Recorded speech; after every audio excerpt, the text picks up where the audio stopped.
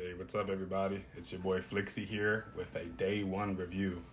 I just got out of the theater. I saw Spider-Man Brand New Day, and this is a non-spoiler review for anyone that hasn't seen the movie or is about to see the movie. Spider-Man Brand New Day is easily one of the most comic accurate Spider-Man movies we've gotten in years.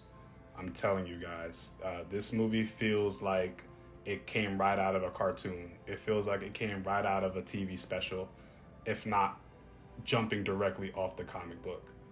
Right from the opening, the movie wastes no time. It throws you right into Spider-Man doing what Spider-Man does best, which is protecting New York City. That's one of my favorite parts of the movie, seeing how New York relates to Spider-Man, how Spider-Man relates to New York, and the connection that they built over the past couple years.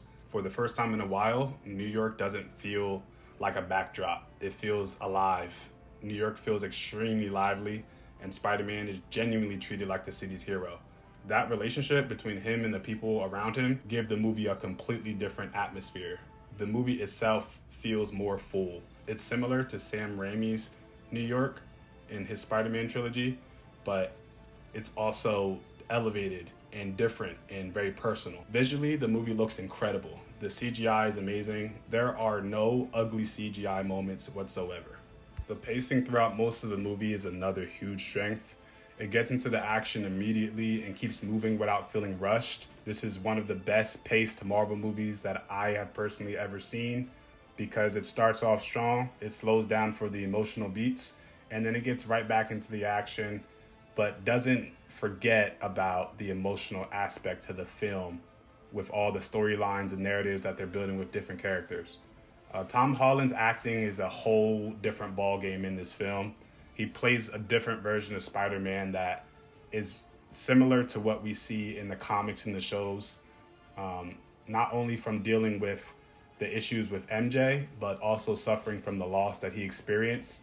That's what makes Spider-Man. In the other Marvel movies, Spider-Man didn't really experience loss, so we didn't get to see a traumatized Spider-Man that takes his superhero life very seriously. Peter Parker feels older, more confident, more experienced, and like I said prior, he feels like the Spider-Man you read in the comics, constantly trying to help people, joking at the right moments, and he puts everyone before himself. This is my favorite version of Tom Holland's Spider-Man. This is the best Spider-Man that we've seen in live action. A lot of people were talking about how the swinging is amazing, and I definitely saw that in the movie. The swinging is the best we've ever seen. There's a lot of depth, and the camera movement feels very dynamic. It reminded me a lot of The Amazing Spider-Man 2 because the action was just like super fast, super fluid, and it was very grounded as well. The character of Peter Parker is totally different as well. He feels older, he's more confident, and he's more experienced. Like I said prior, he's just like Peter Parker out of the comics. He's constantly trying to help people, he's joking at the right moments, and he's always putting everyone before himself. This is my favorite version of Tom Holland's Spider-Man because he's more grounded. This is what we've been asking for years. In the previous trilogy, it was kind of telling Spider-Man's story backwards, and he becomes Spider-Man by the third movie. But this is truly the closest depiction of Spider-Man we've ever had. The supporting cast is way stronger than I thought it would be.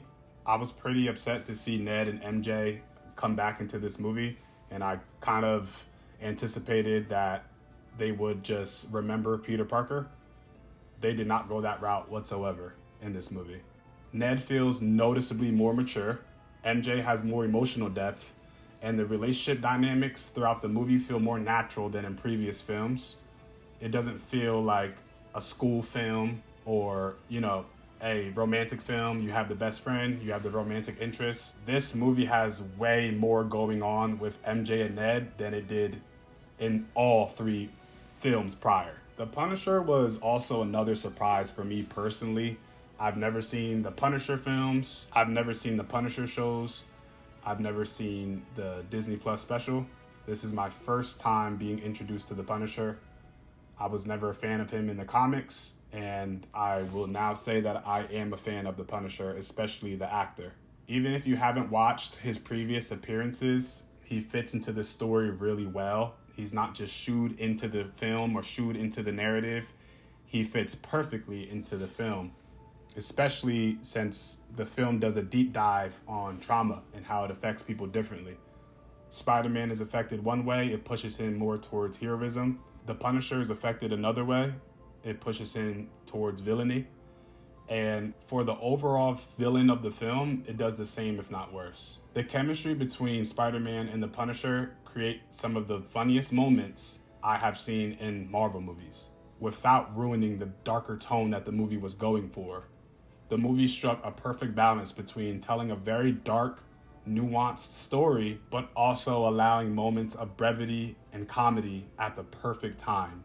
I think timing is very important when it comes to humor in superhero movies. They have fumbled it almost in every Marvel movie. They haven't done very well with the humor. This is the best humor I've seen in a Marvel movie. Now that we're on the topic of tone, I do want to emphasize that this is the darkest Spider-Man movie we have ever seen.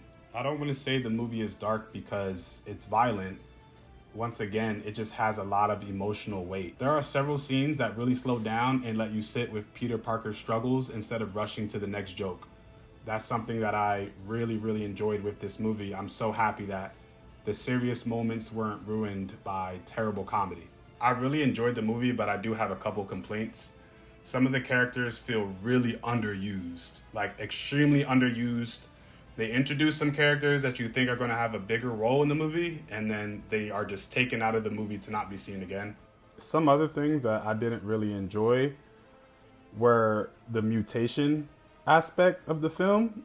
It was something that was marketed very heavily by the trailers, and once you get to the movie and you get into discovering mutations and learning about mutations, it's just very short-lived and it's put on the back burner for some reason. That is like a big issue I had with the film. A lot of the things that were marketed in the trailer take a back burner in the film and are replaced with less interesting moments, I could say.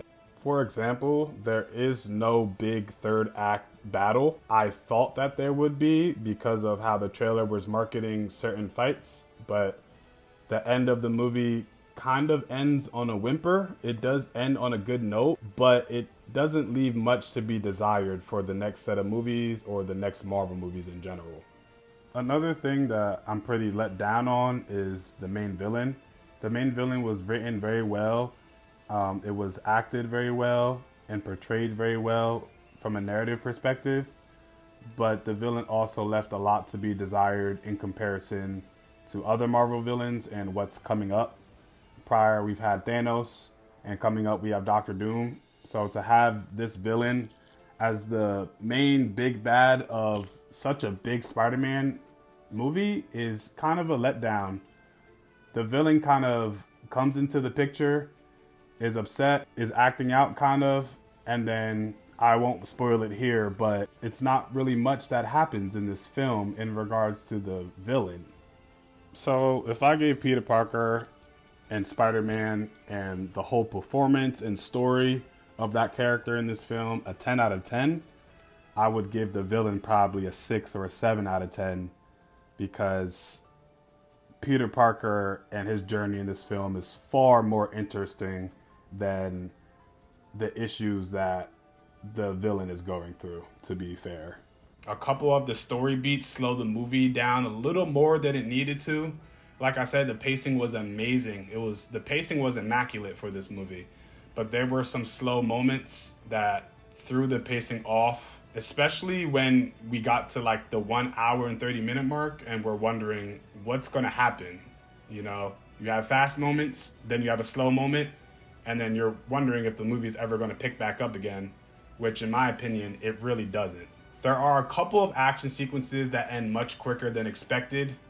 And I thought it was going to last longer. Some of the action sequences I thought were going to be the main conflict point of the movie, and instead they were built up in trailers or built up in the media, and they lasted very short in the movie. Not every emotional payoff lands perfectly either, but the performances help carry the moments where the emotional payoff doesn't really stick. Overall, Spider-Man Brand New Day feels like a return to what makes Spider-Man feel special.